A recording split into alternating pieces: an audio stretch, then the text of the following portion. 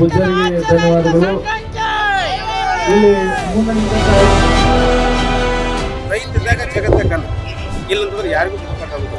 ಪಗಾರ ಹುಕುಮದಾಗ ಅಕ್ರಮ ಸಕ್ರಮ ಭೂಮಿ ಮಾಡಿ ಕೊಡ್ತೇವೆ ಅಂತ ಅಂದಾಗ ನಾವು ಮಾಡತ್ತೀವಲ್ಲ, ಈಗ ಅದನ್ಯಾಕ ಮಾಡಕ್ ಹೋಗಿದ್ವಿ ನಾವು. ಕಬ್ಬಿನ ಬೆಲೆ 5,500 ರೂಪಾಯಿ ಆದ್ರನ ರೈತರಿಗೆ ಕಬ್ಬು ಬೆಳಕ ಓಡಿಸ್ತೈತಿ.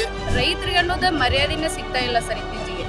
ಚಂಡ ಕೇಂದ್ರ ಸರ್ಕಾರ ಇದ್ದದ್ದು ರಾಜ್ಯ ಸರ್ಕಾರಕ್ಕೆ ಒಯ್ದೈತಿ, ರಾಜ್ಯ ಸರ್ಕಾರ ಇದ್ದದ್ದು ಕೇಂದ್ರ ಸರ್ಕಾರ ಒಯ್ದೈತಿ. ಒಟ್ಟಾರೆಯಾಗಿ ರೈತರನ್ನ ಏನು ಮಾಡಿದಾರಪ್ಪ ಅಂದ್ರೆ ಒಂದು ಆಟ ಆಡು ಚಂಡನ್ನು ಮಾಡಿದಾರ. ಈ ಕಡೆಯಿಂದ ಹತ್ತು ಒಯ್ದಿತಾರ, ಆ ಕಡೆಯಿಂದ ಎತ್ತು ಒಯ್ದಿತಾರ.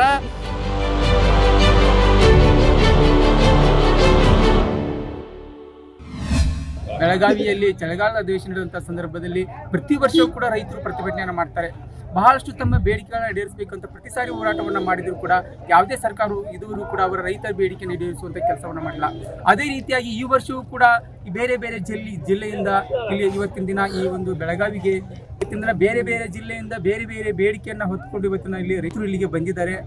ಮತ್ತೇನಪ್ಪಾ ಅಂತಂದ್ರೆ ರೈತರು ಬೆಳೆದಂಥ ಪ್ರತಿಯೊಂದು ಬೆಳೆಗೂ ಕೂಡ ಬೆಲೆ ಸಿಗಬೇಕು. ನೆಕ್ಸ್ಟ್ ತೂಕದಲ್ಲಿ ಆಗ್ತಾ ಇರುವಂಥ ಮೋಸವೂ ಕೂಡ ನಿಲ್ಲಬೇಕು. ಮತ್ತು ವಿದ್ಯುತ್ ಸಮಸ್ಯೆ ಏನಾಗ್ತಿದೆ ರೈತರು ಅದು ಕೂಡ ಸರಿ ಮಾಡಬೇಕು. ಈ ಎಲ್ಲ ಬಹಳಷ್ಟು ಬೇಡಿಕೆಗಳನ್ನ ಹೊತ್ಕೊಂಡು ಇವತ್ತಿನ ದಿನ ರೈತರು ಇಲ್ಲಿ ಬಂದಿದ್ದಾರೆ. ಈ ಕುರಿತು ಇಲ್ಲಿನ ಈ ಒಂದು ರೈತ ಸಂಘಟನೆ ಏನು ಮಾತಾಡ್ತಾರೆ, ರೈತ ಮುಖಂಡರು ಏನು ಮಾತಾಡ್ತಾರೆ, ರೈತರು ಏನು ಮಾತಾಡ್ತಾರೆ ಅನ್ನೋದನ್ನ ಅವರನ್ನ ಕೇಳೋಣ ಬನ್ನಿ. ರೈತನು ದೇಶದ ಬೆನ್ನೆಲುಬು ಅಂತಾರೋ ಮತ್ತು ರೈತನ ಬೆನ್ನ ಮುರಿತಾರೋ. ರೈತನು ದೇಶದ ಬೆನ್ನೆಲುಬು ಅಂತಾರೋ ಮತ್ತು ರೈತನ ಬೆನ್ನ ಮುರಿತಾರೋ. ಅದಕ್ಕೆ ಏನಪ್ಪ ಅಂತಂದ್ರೆ ಈ ಸಂಬಂಧಪಟ್ಟಂಥ ಅಧಿಕಾರಿಗಳೇ ನಾನೊಂದು ಮಾತಾಡಕ್ಕೆ ಇಷ್ಟಪಡ್ತೀನಿ. ರೈತರ ಕಷ್ಟ ಏನೈತಿ, ರೈತರ ನೋವು ಏನೈತಿ, ರೈತರ ಅಳಿಲು ಏನೈತಿ ಅದನ್ನು ಪರಿಗಣಿಸಿ ಇನ್ನು ಮುಂದೆ ಬರುವಂಥ ದಿನಮಾನದಾಗ, ಯಾಕಂತಂದ್ರೆ ರೈತದಾಗ ಜಗತ್ತ ಕನ್ನ ಇಲ್ಲಂತಂದ್ರೆ ಯಾರಿಗೂ ಬದುಕಾಗೋದಿಲ್ಲ. ಅದಕ್ಕೆ ರೈತ ದುಡ್ದಾಗ ಈ ಜಗತ್ತ ಕನ್ನ ಐತಿ. ಅದಕ್ಕೆ ಈ ಒಂದು ಮಾತನ್ನು ತಿಳ್ಕೊಂಡು ಕೇಸ ಈ ಒಂದು ಸಂಬಂಧಪಟ್ಟಂಥ ಅಧಿಕಾರಿಗಳಿಗೆ ಮುಂದೆ ಬರುವಂಥ ದಿನಮಾನದಾಗ ರೈತರಿಗೆ ಏನೇನು ಅನಾನುಕೂಲ ಆಗತೈತಿ, ಏನು ಸಮಸ್ಯೆಗೋದಿಲ್ಲ, ಈ ಮೂಲಭೂತ ಸೌಕರ್ಯಗಳನ್ನ ಒದಗಿಸ್ಕೊಡ್ಬೇಕಂತ ಹೇಳಿ ಕೇಸ ಈ ಒಂದು ರೈತ ಪರ ಸಂಘಟನೆಯಿಂದ ನಾನು ಕೇಳ್ಕೊತೀನಿ. ನಮಗೆ ಫ್ಯಾಕ್ಟ್ರಿ ಬಂದದ, ನಮಗೆ KB ಬಂದದ ಅಂತ ಹೇಳ್ಕಾರ ಮಾತಾಡ್ಕೊಂತ ಅವರು ನಮ್ಮನ್ನ ಎಬ್ಸೋ ಪ್ಲಾನ್ದಾಗ ಅದೇ ರೀ. ನಾವು ಅಂತೂ ಬಿಟ್ಟು ಕೊಡೋದಿಲ್ಲ. ಇವಾಗ ಇಲ್ಲಿ ಸಚಿವರಿಗೆ ಮನವಿ ಕೊಟ್ರೆ ಅಲ್ಲೇ ನಾವು ಜೀವನ ಮಾಡತ್ತೀವಿ, ನಾವು ಅಲ್ಲೇ ಮನೆ ಕಟ್ಕೊಂಡಿದ್ದೀವಿ. ಅದ್ರ ಮೂಲಕ ಸರ್ಕಾರವನ್ನು ಅದನ್ನು ಆದೇಶ ಮಾಡಿದ್ದಕ್ಕನ್ನ ನಾವು ಮಾಡಿದ್ದೀವಿ. ಅದಕ್ಕೆ ನಾವು ಯಾವುದೋ ಪರಿಸ್ಥಿತಿಯಿಂದ ಏನು ಬಂದರೂ ನಾವು ಯಾರನ್ನೂ ಬಿಡೋದಿಲ್ಲ. ನಾವು ಯಾಕಂದ್ರೆ ಅದ್ರ ಅನ್ನ ತಿನ್ನತ್ತೀವಿ, ಈಗಂತೂ ತಿನ್ಬೇಕಂತೇಳಿ ನಾವು ಅದನ್ನು ರೆಡಿ ಮಾಡಿದ್ದೀವಿ. ಗುಡ್ಡ ಪಡ್ಡ ಎಲ್ಲ ಹಸ ಮಾಡಿಕೊಂಡ್ರೆ ಆದ ಕಾರಣಕ್ಕೆ ಭೂಮಿ ಈ ಮತ್ತೊಂದು ನಮ್ಗೆ ಭೂಮಿ ಇಲ್ಲ. ನಾವೇನು ಭೂಮಿ ಮಾಡಿದವ್ರಂತ ಭೂಮಿ ಇದ್ದವ್ರನ್ನ ಭೂಮಿ ಮಾಡತ್ತಿಲ್ಲ, ನಾವು ಮಾಡಿಲ್ಲ. ನಾವು ಭೂಮಿ ಮಾಡಿದ್ದೀವಿ. ಯಾಕೆ ಅನ್ನ ಉಣ್ಬೇಕಂತ ಮಾಡಿದ್ದೀವಿ. ನಮ್ಮ ಜಮೀನನ್ನು ಇವರು ಗೌರ್ಮೆಂಟ್ ಏನು ಹೇಳ್ತಿ, ಅದರ ಸಚಿವರು ಏನು ಹೇಳಿದರು, ಕೃಷ್ಣ ಬೈರೇಗೌಡ ಏನು ಹೇಳಿದರು, ಅವ್ರ ಮುಖಾಂತರ ನಾವು ಅದನ್ನು ಭಾಳ ಒತ್ತಾಯದಿಂದ ಅದು ಭಾಳ ಚೆನ್ನಾಗಿ ನಾವು ಬೆಳೆಸ್ಕೊಂಡು ಬರ್ಬೇಕಂತ ನಾವು ಊಟ ಮಾಡತ್ತೀವಿ. ಅವರ ಪಗಾರ ಹುಕುಮದಾಗ ಅಕ್ರಮ ಸಕ್ರಮ ಭೂಮಿ ಮಾಡಿ ಕೊಡ್ತೇವೆ ಅಂತ ಅಂದಾಗ ನಾವು ಮಾಡತ್ತೀವಲ್ಲ, ಈಗ ಅದನ್ಯಾಕೆ ಮಾಡಕ್ಕೆ ಹೋಗಿದ್ವಿ ನಾವು. ನಿಪ್ಪಾಣಿ ಭಾಗದಿಂದ ಬಂದೇವೆ, ಬೆಳಗಾದಿಂದ. ಈ ನಾವು ಗುರ್ಲಾಪುರ ಹೋರಾಟ ಏನಾಯ್ತು ನೋಡ್ರಿ, ಅವಾಗ ಮೊದ್ಲು ನಮಗೆ 3,000 ಕೊಡ್ತೀವಿ. 3,000 ಈಗ ನಮ್ಮ 400 ರೂಪಾಯಿ ತೊಗೋತೀವಿ ನಾವು ಬೌಂಡ್ರಿದಾಗ.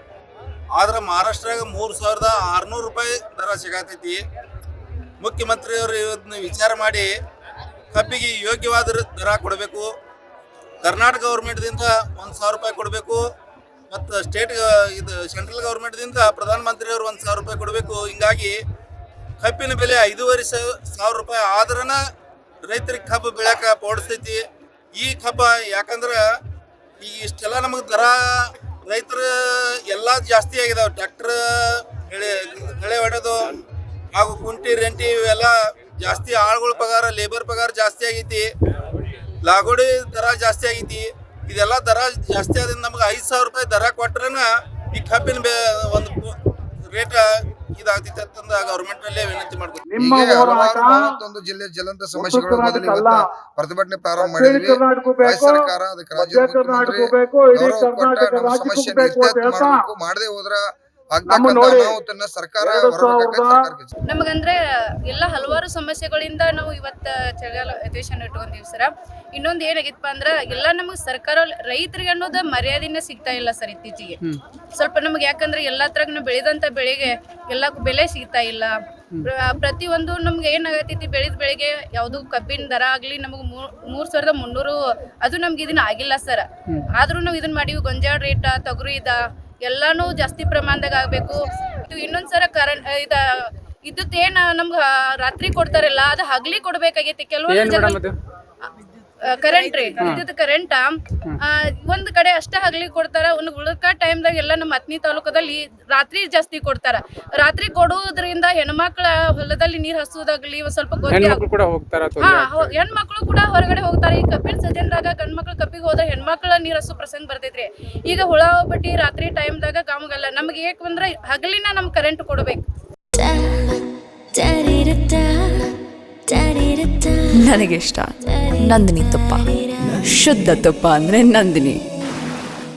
ಯಾವ ರೀತಿ ಸತ್ಯಾಗ್ರಹ ಧರಣಿ ಮಾಡಬೇಕು ಅನ್ನೋದನ್ನು ಈ ರಾಜ್ಯದ ಜನತೆ ಮತ್ತು ಎಲ್ಲ ರಾಜ್ಯದ ರೈತ ನಾಯಕರು ಇವತ್ತು ಏನು ನಿರ್ಣಯ ಮಾಡಿದಾರಪ್ಪ ಅಂದ್ರೆ ಇವತ್ತು ಏನು ಈ ರಾಜ್ಯ ಸರ್ಕಾರ ಕೇಂದ್ರ ಸರ್ಕಾರ ಏನು ಮಾಡತ್ತಾವು ಚಂಡ ಕೇಂದ್ರ ಸರ್ಕಾರ ಇದ್ದದ್ದು ರಾಜ್ಯ ಸರ್ಕಾರಕ್ಕೆ ಒದಿತೈತಿ, ರಾಜ್ಯ ಸರ್ಕಾರ ಇದ್ದದ್ದು ಕೇಂದ್ರ ಸರ್ಕಾರ ಒದಿತೈತಿ ಅಂದ್ರೆ ಅವ್ರ ಮ್ಯಾಗ ಅವ್ರು ಹಾಕ್ತಾರೋ ಇವ್ರ ಮ್ಯಾಗ ಅವ್ರು ಹಾಕ್ತಾರೋ. ಇವತ್ತು ಉದಾಹರಣೆಗೆ ನೀವು ಕಬ್ಬಿನ ದರ ನೋಡ್ರಿ, ಈಗ BJP ಸರ್ಕಾರದವ್ರು ಹೇಳ್ತಾರೋ ರಾಜ್ಯ ಸರ್ಕಾರದವ್ರು ಮಾಡ್ಬೇಕಂತ. ಇವತ್ತು 9.5 ಇದ್ದದ್ದನ್ನು 10.15 ಮಾಡಿದ್ದ್ಯಾರು? ಇವರ BJP ಕೇಂದ್ರ ಸರ್ಕಾರದವರನ್ನ ಮಾಡಿದ್ದು. ಆದ್ರೆ ಈಗ ಸ್ವಾಮಿನಾಥನ್ ವರದಿನ ಮಾಡಬೇಕಾದವ್ರು ಯಾರು? ಕೇಂದ್ರ ಸರ್ಕಾರದವರ. ಆದ್ರೆ ಇನ್ನೊಂದು ಈ ಮೋದಿ ಅವರು ಬಂದ ಬೆಳಕ ಎಲ್ಲ ದ್ವಿಗುಣ ಮಾಡಿಕೊಡ್ತಾವ ಅಂತ ಹೇಳಿದ್ರೆ ಅದನ್ನೂ ಮಾಡೋದಿಲ್ಲ. ಈ ರಾಜ್ಯ ಸರ್ಕಾರದವ್ರು SAP ಮಾಡಬೇಕಾಗಿತ್ತು, ಅವರೂ ಮಾಡೋದಿಲ್ಲ. ಒಟ್ಟಾರೆಯಾಗಿ ರೈತರನ್ನ ಏನು ಮಾಡಿದಾರಪ್ಪ ಅಂದ್ರೆ ಒಂದು ಆಟ ಆಡು ಚಂಡನ್ನು ಮಾಡಿದಾರ. ಈ ಕಡೆಯಿಂದ 10 ಒಯ್ದಿತಾರ, ಆ ಕಡೆಯಿಂದ 10 ಒಯ್ದಿತಾರ. ಅಲ್ಲಿ 10 ದಿವಸ ನಿರಂತರ ಹೋರಾಟ ಆದ್ರೆ ಒಬ್ಬರು ಸುದೇ ಅಲ್ಲಿ ಸುಳಿದಿಲ್ಲ. ಎಲ್ಲರೂ ಫ್ಯಾಕ್ಟ್ರಿ ಇದಾವ. ಒಂದು ಫ್ಯಾಕ್ಟ್ರಿ ಇದ್ದದ್ದು 2 ಮಾಡತ್ತಾರ, 2 ಇದ್ದದ್ದು 3 ಮಾಡತ್ತಾರ. ಕೇಂದ್ರ ಸರ್ಕಾರವು ಕೂಡ ನಮ್ಮ ರಾಜ್ಯಕ್ಕೆ ಬರಬೇಕಾದಂಥ ಅನುದಾನವನ್ನು ಕೊಟ್ಟು ರೈತರ ಎಲ್ಲ ಸಮಸ್ಯೆ ಸಂಕಷ್ಟಗಳು ಪರಿಹಾರ ಮಾಡಲಿ, ಡಾಕ್ಟರ್ ಸ್ವಾಮಿನಾಥನ್ ವರದಿ ಜಾರಿ ಮಾಡಲಿ. ನಾವು ರೈತರು ಅನೇಕ ಕಾರಣಗಳಿಂದ ನೀರು, ಕರೆಂಟು, ಬಂಡವಾಳ ಸಮಸ್ಯೆಗಳಿಂದ ಮತ್ತು ಈ ಅತಿವೃಷ್ಟಿ, ಅನಾವೃಷ್ಟಿ, ಬೆಲೆ ಕುಸಿತದಿಂದ ನಾವು ಖಾಸಗಿ ಸಾಲ ಮಾಡ್ಕೊಳ್ಕೊಳ್ತೀವಿ. ಖಾಸಗಿ ಸಾಲ ಕೊಡುವವರು ಬಡ್ಡಿ, ದಂಡಬಡ್ಡಿ, ಚಕ್ರ ಬಡ್ಡಿ ವಸೂಲಿ ಮಾಡ್ತಾರೆ. ಕಬ್ಬಿಂದ 3,300 ಘೋಷಣೆ ಮಾಡೈತಿ ಸರ್ಕಾರ. 50 ರೂಪಾಯಿ ಕೊಡ್ತೀವಿ ಅಂತ ಹೇಳಿ ಅದನ್ನ ತಕ್ಷಣ ರೈತರಿಗೆ ಕೊಡುವಂತ ವ್ಯವಸ್ಥೆ ಮಾಡಬೇಕು. ಈಗೇನು ಗೊಂಜಾಳ ಬೆಳೆ 2,400 ರೂಪಾಯಿ ಖರೀದಿ ಕೇಂದ್ರ ತೆಗೆದಲ್ಲ, ಇದು ಖರೀದಿ ಕೇಂದ್ರ ತೆಗೆದಿದ್ದ ರೈತರಿಗೆ ತಕ್ಷಣ ಅಮೌಂಟ್ ಬಿಡುಗಡೆ ಆಗುವಂತ ವ್ಯವಸ್ಥೆ ಆಗ್ಬೇಕ. ಯಾಕಂತಂದ್ರ 6 ತಿಂಗಳ ಅದಾಡುವಂತ ಪರಿಸ್ಥಿತಿ ಆಗಬಾರ್ದು. ಆಲ್ರೆಡಿ ಕರ್ನಾಟಕದಾಗ ರೈತರೆಲ್ಲ ಅರ್ಧ ಗೊಂಜಾಳ ಹೋಗಿಂದ ಇದು ಹೋರಾಟದ ಮುಖಾಂತರ ಇದು ಒಂದು ಬೆಲೆ ಬಂದೈತಿ. ಇದನ್ನ ಖರೀದಿ ಕೇಂದ್ರ ಪ್ರತಿಯೊಂದು ತಾಲೂಕಿಗೆ ತೆಗಿಬೇಕು. 12 ತಿಂಗಳು ಪ್ರತಿಯೊಂದು ಬೆಳೆಗೂ ಖರೀದಿ ಕೇಂದ್ರ ಇರಬೇಕಂತ ಹೇಳಿ ನಾವು ಸರ್ಕಾರಲ್ಲಿ ಒಂದು ಮನವಿ ಮಾಡ್ತೀವಿ ಕರ್ನಾಟಕ.